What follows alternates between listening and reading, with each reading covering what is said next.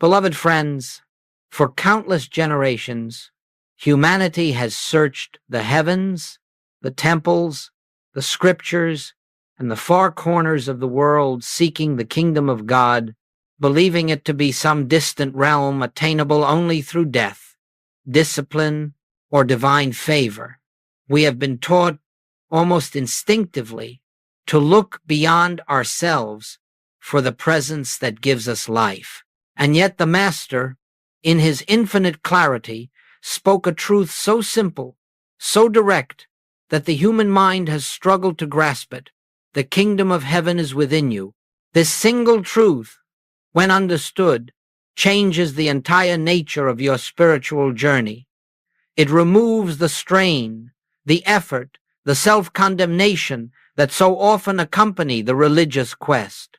It reveals that the very thing you have been searching for, peace, supply, healing, harmony, is not waiting in the clouds, nor hidden in some sacred geography, but already seated in the depths of your own consciousness.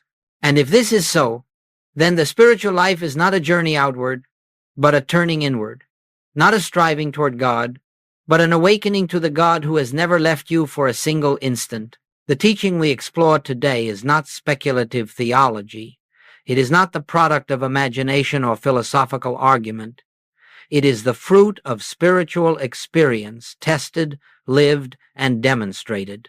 This is the discovery that transformed my own life, that heaven is not a place, but a state of awareness, that God is not approached through effort, but realized through recognition, and that the presence you have long believed to be separate from you is the very essence of your being. So let us begin this hour together, not with belief, not with hope, but with receptivity. Let us become still enough to sense, even faintly, that within this very moment, within the very consciousness listening to these words, the kingdom is already present. You need not travel toward it. You need not achieve it. You need only recognize that what you have been seeking is the ground of your own life, the truth of your own identity. With this recognition, we step together into a new dimension of understanding, a dimension where God is not a distant deity but the living presence within you, where heaven is not a promise deferred, but a reality awaiting your awareness now. Let us look honestly, quietly, at one of the greatest misunderstandings that has shaped the spiritual life of humanity. For centuries, the kingdom of heaven has been presented as a place remote, reserved, and reachable only by a select few who fulfill certain conditions or survive certain trials. Heaven has been described as a realm to be entered after death, earned through behavior, or bestowed upon those fortunate enough to be chosen. And because of this deeply embedded belief, most seekers have naturally concluded that God must also be somewhere else, far removed from the immediacy of daily life. This misunderstanding lies at the root of nearly all spiritual frustration. It is the reason so many find themselves praying to a God who seems silent, waiting for a blessing that never comes, or striving for a holiness that constantly slips out of reach. When the kingdom is believed to be external and distant, the seeker's entire consciousness becomes one of separation. God there, the individual here, heaven above, humanity below, holiness beyond, struggle within. And you see, once separation is assumed, everything built upon it is burdened with effort. You try to reach God. You try to become worthy. You try to rise above the human condition by climbing a ladder that does not exist. All the while, the presence you seek is closer than your breath, nearer than your heartbeat, already intertwined with your very being. The tragedy of this misunderstanding is not that people have sought God sincerely. The tragedy is that they have sought him where he is not. And so the mind, conditioned by centuries of belief, projects heaven outward, imagines it upward, assigns it to celestial geography or future time. But the Master did not say, the kingdom will be within you someday. He did not say the kingdom is waiting for you after life. He said, with divine simplicity, the kingdom of God is within you. To miss this is to miss the foundation of spiritual life. To misunderstand this is to search endlessly without finding. And to cling to the belief that heaven is elsewhere is to overlook the living presence that is your very life. Let us be very clear. As long as the kingdom is imagined as external, you remain a seeker. But the moment you recognize that the kingdom is a state of consciousness already present, you cease seeking and begin awakening. The entire journey changes. The struggle dissolves. The burden lifts. You discover that you have not been moving toward God. God has been expressing himself as your very consciousness from the beginning. This misunderstanding, then, is not merely theological. It affects your inner experience every day. It determines how you pray, how you interpret challenges, how you view yourself, and how you relate to the world. And until this error is corrected at the level of consciousness, no amount of religious effort can bring the peace or illumination you desire. Therefore, we must gently release the notion of a heaven out there and prepare to explore the profound truth that heaven is a dimension of awareness available now, not later, here, not elsewhere, within, not beyond. Now, having set aside the belief in a distant heaven, we can begin to behold the true nature of the kingdom, a nature so simple, so immediate, that the human mind almost overlooks it. The kingdom of heaven is not a realm you travel to. It is not an environment waiting to be entered. It is not granted after the body falls away. The kingdom of heaven is a state of consciousness, a spiritual awareness already present at the center of your being. This is the profound revelation that transforms the spiritual path from one of pursuit into one of awakening. And it is here that the entire teaching takes on a new dimension. For when we recognize that the kingdom is consciousness, not geography, we also recognize that we are not separated from it. You cannot be separated from your own consciousness. You cannot be disconnected from what you already are. When the Master declared the kingdom within, he was pointing to an inner awareness where truth is known, where harmony is felt, where guidance becomes natural, and where peace is no longer sought but recognized as the very essence of being. This awareness does not need to be created. It does not need to be attained through moral effort or religious performance. It requires only that the veil of mental noise be lifted, revealing what has been present all along. You see, the human mind insists that heaven must be complicated, hidden, or earned. But spiritual consciousness is always simple, immediate, and universally available. It is not reached through willpower. It is realized through receptivity. It is not the result of outer achievement. It is revealed in inner stillness. It is not something you grow into. It is something you uncover. Let us make this very practical. When you experience a moment of deep peace, when a solution rises quietly from within, when intuition guides you without strain, when love flows without effort, that is the kingdom touching your awareness. That is heaven breaking through the layers of fear, thought, and belief. And when you feel disconnected, confused, or anxious, it is not that the kingdom has vanished. It is only that consciousness has become absorbed in appearances, in conditions, in the surface level of experience. The kingdom remains exactly where it has always been within you, unchanged, undiminished, waiting for recognition. Joel Goldsmit often said that spiritual awakening is not the adding of something new to your life. It is the removal of that which obscures what is already eternally present. You are not moving toward God. You are awakening to the fact that God, the infinite consciousness, is the essence of your own being. Heaven, then, is not a later reward.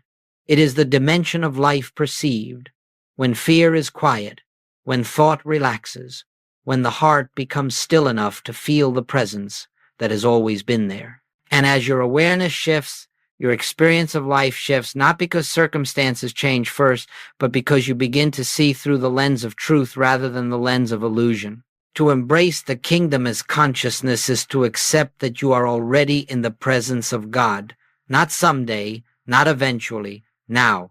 Once we begin to recognize the kingdom of heaven as a state of consciousness, another profound truth reveals itself. This kingdom operates according to spiritual laws, not the laws of material belief. And until we understand this distinction, we remain confused by life's contradictions, believing that God sometimes heals and sometimes withholds, sometimes blesses and sometimes abandons. All of these contradictions arise when we try to interpret spiritual life through the lens of material logic. In the kingdom of heaven, this inner spiritual dimension, there is no law of lack. There is no law of sickness. There is no law of conflict. These belong only to the realm of material perception, the world judged by appearances. But when consciousness rises above appearances, when awareness shifts from fear to recognition, you discover a universe governed not by chance or limitation, but by harmony, order, and infinite supply. Let us take this slowly, for it is the foundation of the entire path. In material consciousness, you live as though outer conditions determine your well-being. Your income seems to come from your job. Your health appears to come from the body. Your safety seems dependent upon circumstances. And so naturally, fear arises. Anxiety becomes constant. Competition becomes necessary. Life becomes a struggle of self-preservation. But when awareness opens to the kingdom within, a different order becomes visible. You discover that your supply does not come from the world but flows from the infinite source within. You find that your peace does not depend upon circumstances but upon consciousness. You realize that healing is not the repair of matter, but the revelation of spiritual wholeness that has never been touched by material conditions. This is why Joel Goldsmith always emphasized, you do not take God into the problem. You rise in consciousness above the problem. When you seek to manipulate outer conditions, you remain bound to material law. But when you enter the silence and recognize the presence, you rise to a higher dimension where harmony is already established. Consider healing. In the realm of material belief, healing is the process of correcting the body. But in the kingdom, healing is the recognition that wholeness exists at the level of spirit and that physical conditions are but shadows of consciousness. When the inner realization dawns, the outer form often follows, not because God intervened from afar, but because consciousness expressed its own truth. Or take supply. In the realm of appearance, supply is limited, scarce, uncertain. But in the kingdom, supply is a spiritual function, an infinite outflow of ideas, opportunities, and guidance. When consciousness abides in the recognition of divine sufficiency, the outer world rearranges itself in accordance with that recognition. This is not magic. It is spiritual law. And relationships, how deeply people suffer in this area. They try to fix others, change others, persuade others. But in the kingdom, harmony is not achieved through effort, but through seeing the spiritual nature of the one before you. When you behold the divine presence where personality once stood, relationships transform, sometimes outwardly, always inwardly. So understand this. The inner kingdom has its own laws, and these laws are always in operation. You do not make them work. You do not activate them. You merely align with them by raising consciousness above fear, judgment, and material dependence. When you dwell in material consciousness, you experience the conflict of that level. When you dwell in spiritual consciousness, you experience the harmony of that level. Nothing external changes first. Consciousness changes, and the outer world reflects that shift. This is the essence of living in the kingdom.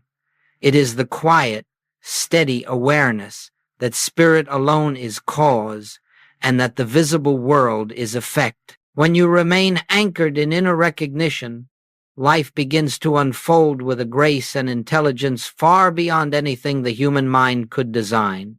Now, having understood that the kingdom of heaven is a state of consciousness governed by spiritual laws, we come to the inevitable question: how does one enter this kingdom? How does one live from this inner realm rather than from the world of appearances? And the answer, though simple, requires sincerity and practice. The doorway into the kingdom is not effort, not struggle, not petition, but recognition and stillness. You cannot think your way into the kingdom. You cannot will your way into it. You cannot storm the gates through intensity or discipline. The kingdom is entered by becoming still enough, quiet enough, receptive enough to sense the presence that is always already there. It is not attained through activity. It is revealed when mental activity subsides. Joel Goldsmit called this the practice of the presence, and it forms the heart of all spiritual unfolding. It is not a technique, nor is it a formula. It is a turning inward to acknowledge that within your own consciousness, the divine is living its life as you. It is the recognition, simple, silent, profound. God is here. God is now. God is the essence of my being. Let us take this gently. Begin each morning not by rushing to your tasks, not by reaching for your phone, but by allowing a moment of stillness to open within you. Sit quietly. You need not close your eyes unless it helps. You need not speak. Simply rest in the awareness. The kingdom of heaven is within me. The presence is my life. Do not try to feel anything. Do not wait for emotion. Do not seek an experience. Merely acknowledge truth. And then, as thoughts arise, and they will, do not battle them. Do not argue with them. Allow them to pass like clouds drifting across a vast sky. You are not trying to suppress thought. You are shifting awareness from thought to presence. Even 30 seconds of this quiet recognition begins to soften the mind's habitual grip on material consciousness. Throughout the day, return to this recognition frequently. When you face a difficulty, pause not to ask God to fix the problem, but to remember that the kingdom is within you and that spiritual law governs all true activity. When you make a decision, pause not to analyze endlessly, but to listen for the quiet intuition that arises from the inner presence. When fear or anxiety appears, pause not to fight them, but to rest in the truth that beneath every appearance, divine harmony is intact. This is how one enters the kingdom, not through extraordinary spiritual feats, but through simple, continual recognition. In the evening, again return to stillness. Review your day, not with judgment, but with awareness. Notice where you lived from fear and where you lived from peace. Notice moments where the presence seemed near and where it felt distant. Both are part of the journey. Both teach. Both gently bring you back to the truth that the kingdom is not something you visit, it is something you remember. The practice of stillness does not instantly bring illumination. It does not deliver dramatic visions or immediate transformation. Rather, it gently dissolves the mental noise that obscures the presence. Like dust settling from clear water, your consciousness becomes transparent enough for spiritual awareness to shine through. Eventually, you discover that stillness is not a practice you perform. It becomes the natural resting place of your being. You begin the day in the kingdom. You move through the world with the kingdom. You return to rest in the kingdom. And in time, you realize that you never truly left it. You had only forgotten. This is the way into the inner kingdom. Quiet recognition of what already is, and stillness that allows it to reveal itself. Up to this point, we have spoken of the kingdom as an inner state, a spiritual realm of consciousness that is present regardless of outer conditions. But unless this understanding becomes practical, unless it touches the details of your daily life, it remains an abstraction. And so we must look at how the kingdom expresses itself when consciousness shifts, how the invisible becomes visible, how inner awareness becomes outer experience. We must be very clear. The purpose of spiritual realization is not to improve the world of appearances. It is not to manipulate conditions or achieve certain results. The purpose is awakening itself. Yet as consciousness awakens, life naturally reflects that awakening, just as the calmness of a lake reflects the sky more clearly than turbulent waters. Outer demonstration is the effect, spiritual recognition is the cause. Let us take a few areas where this becomes unmistakably evident. Health. In the material outlook, health is seen as a condition of the body. When something goes wrong physically, we react with fear, with concern, with desperate seeking. But in the kingdom, health is a quality of spirit, perfect, whole, unbroken. When consciousness returns to the recognition of inner wholeness, fear dissolves, and with it the frantic attempt to correct matter from the level of matter. You turn inward, quietly acknowledging, the life of God is the life of my being. Wholeness is the truth of me now. And as that awareness settles into consciousness, the body often responds, not because you have fought disease, but because you have recognized a truth that exists deeper than physical appearance. I do not say this as theory. For decades, I witnessed students healed not by pleading with God, but by resting in the inner kingdom. The body responded to the peace of consciousness, the form yielded to the truth. Finances. In the world, supply is believed to be external, coming from jobs, markets, people, or circumstances. And so anxiety governs the economic life of nearly every individual. But in the kingdom, supply is understood as consciousness expressing itself. Ideas flow, opportunities appear, guidance emerges not through striving or manipulation, but through quiet receptivity. When you rest in the truth that divine abundance is the nature of your being, you stop grasping, fearing, and forcing. You become open to the infinite ways in which the universe can provide. Again, this is not magic. It is not the pursuit of wealth. It is the recognition that your good is not dependent on the shifting forms of the world, but arises from the infinite source within your own consciousness. Relationships. How often human relationships suffer because individuals look at one another through the lens of personality, history, and ego. Yet in the kingdom, you see the divine nature of the one before you. You respond not to their fear or their behavior, but to the spiritual reality that stands behind appearances. A quiet compassion replaces judgment. A gentleness replaces defensiveness. A wisdom replaces reaction.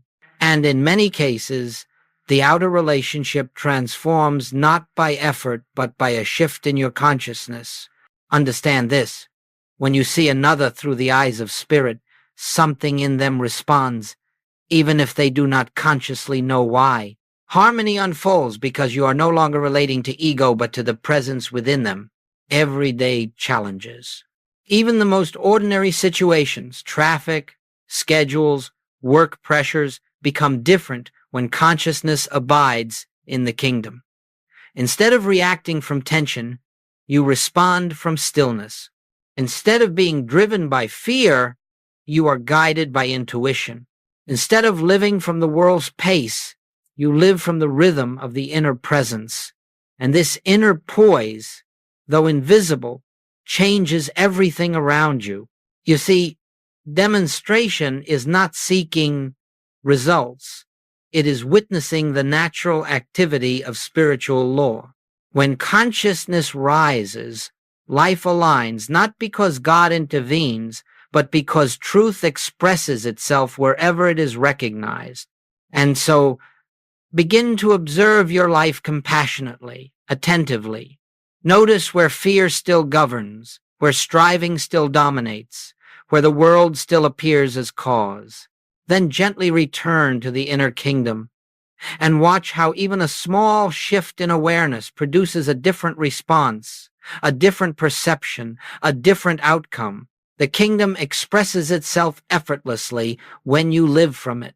Your task is not to force demonstration, but to remain in recognition and let life unfold from spiritual law rather than material fear.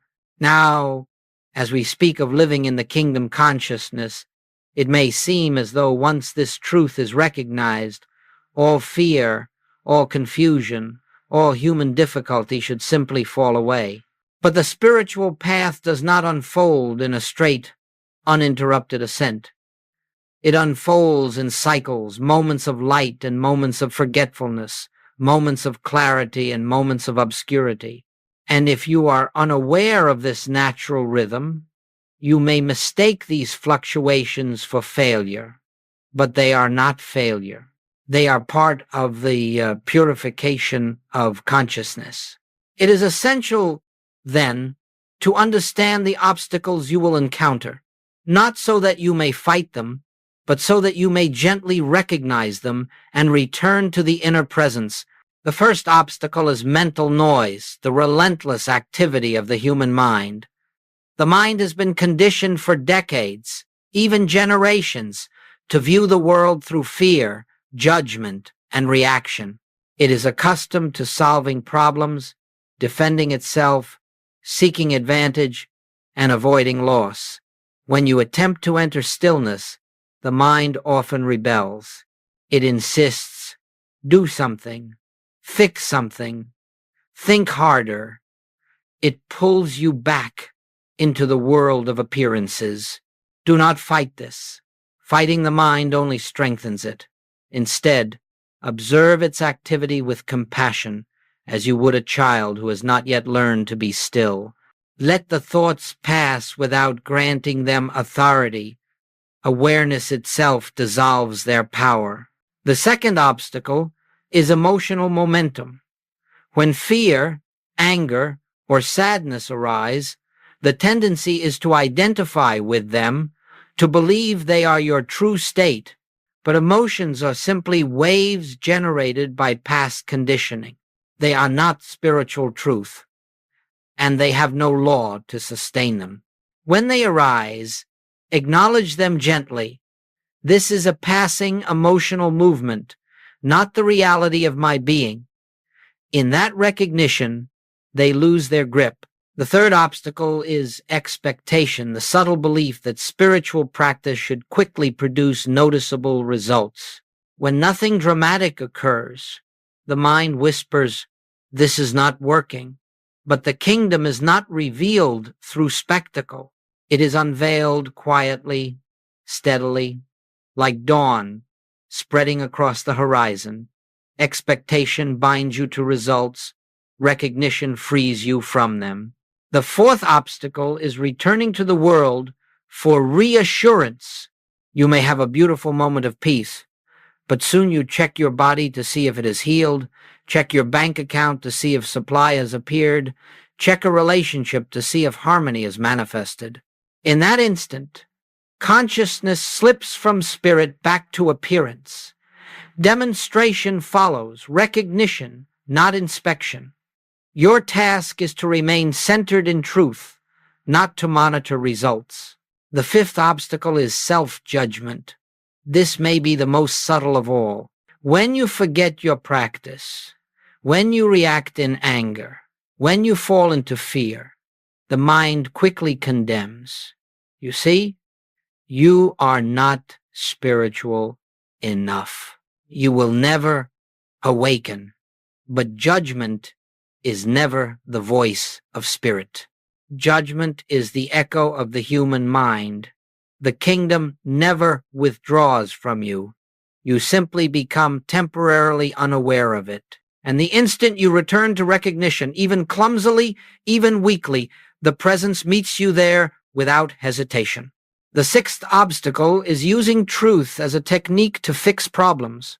When you declare spiritual truth in order to change conditions, you are still bound to material consciousness. Truth spoken as a means to an end is not truth. It is manipulation. But truth recognized for its own sake without agenda unfolds as harmony in its own way, in its own time. And finally, the seventh obstacle is discouragement, a subtle sense that progress is too slow, the mind too busy, the world too overwhelming. But remember this, the spiritual path is measured not by dramatic experiences, but by gradual shifts in awareness. You may not see the change day by day, but over months, over years, you realize that fear no longer dominates, that peace returns more quickly, that inner guidance is clearer, that life unfolds with increasing grace. When obstacles appear, do not resist them. Do not judge them. Do not analyze them. Simply return again and again to the inner kingdom. Every return strengthens awareness. Every return lifts consciousness. Every return dissolves a layer of illusion. The kingdom has never left you. You simply wander from it in thought, and every moment of recognition brings you home again. As you continue in this practice of recognition, sometimes steady, sometimes faltering, something begins to unfold within you. Not suddenly, not dramatically, but quietly, like the slow blooming of a flower at dawn. The kingdom of heaven, which at first felt like a fleeting glimpse or a momentary experience, begins to establish itself as the underlying atmosphere of your life. You start to live, not occasionally, but increasingly, from a center of spiritual awareness, rather than from the surface fluctuations of the human mind. This transformation, because it is deep and authentic, does not happen overnight. It is not the result of intense effort nor the reward for spiritual performance. It is the natural ripening of consciousness as it turns again and again toward the inner presence, just as a compass turns unfailingly toward the north. At first, the turning must be intentional. Later, it becomes spontaneous. Finally, it becomes inevitable. In the early stages, you may find yourself slipping often into fear, reacting to circumstances, becoming entangled in the world's noise. But with each return to silence, with each moment of recognition, something in you strengthens. The grip of fear loosens. The intensity of reaction diminishes. The world no longer holds the same authority over your peace. Gradually, your consciousness undergoes a profound shift. Instead of seeking God in moments of crisis, you find yourself sensing the presence in the quiet ordinariness of daily life. Instead of praying for solutions, you live from the awareness that the infinite source is already within. Instead of trying to change the outer world, you rest in the realization that spiritual law governs all true activity. You begin to notice subtle changes. A problem that once produced anxiety now evokes stillness, and from that stillness, guidance arises. A relationship that once triggered conflict now awakens compassion, and from that compassion, understanding emerges. A financial concern that once stirred panic now invites receptivity, and from that receptivity, opportunity unfolds. Nothing external has been forced. No one has been persuaded. No circumstances have been manipulated. Rather, consciousness has shifted, and because consciousness is cause, form follows effortlessly. And over time, you discover that this kingdom awareness becomes the quiet foundation beneath every experience. You may still face challenges, health issues, financial pressures, unexpected changes, but they no longer shake your inner equilibrium. You respond from a place deeper than thought, from a presence that is untouched by circumstances. You live with a confidence that is not arrogance but trust, not in the world, but in the spiritual truth at the core of your being. This is what it means to live permanently in the kingdom, not that you never feel fear, but that fear no longer determines your state. Not that circumstances never become difficult, but that difficulty no longer pulls you out of inner alignment. Not that the world becomes perfect, but that your perception becomes anchored in a deeper reality. Eventually, something even more profound occurs. You begin to recognize this same presence, this same kingdom in others. You see past their behavior, past their fear, past their confusion, and behold the divine essence shining through. And as your inner vision changes, your relationships change, your interactions soften, your compassion deepens. You no longer live as a separate self, navigating a world of separate selves. You live as consciousness, recognizing consciousness. And finally, after months and years of practice, the kingdom is no longer something you visit. It becomes your home. You wake in it, walk in it, rest in it. You live from an awareness that God is the substance of your being, the activity of your mind, the life of your life. The world is still the world, but you no longer inhabit it from fear. You inhabit it from spirit. This is the long transformation, not a sudden illumination, but the steady unveiling of what has always been true. The kingdom of heaven is within you, and you are within the kingdom, eternally, inseparably, and without effort. And now, as we bring this time of contemplation to a close, let us return to the simple, luminous truth that has been the foundation of all we have shared. The kingdom of heaven is within you. Not as an ideal, not as a metaphor, not as a distant promise, but as an ever-present reality, quiet, steady, unchanging. You do not move toward it. You awaken to it. You do not earn it. You recognize it. You do not call it down from the heavens. You uncover it within your own consciousness. No matter what has happened in your past, no matter what you believe you lack, no matter how often you have forgotten or wandered, the kingdom has never withdrawn from you.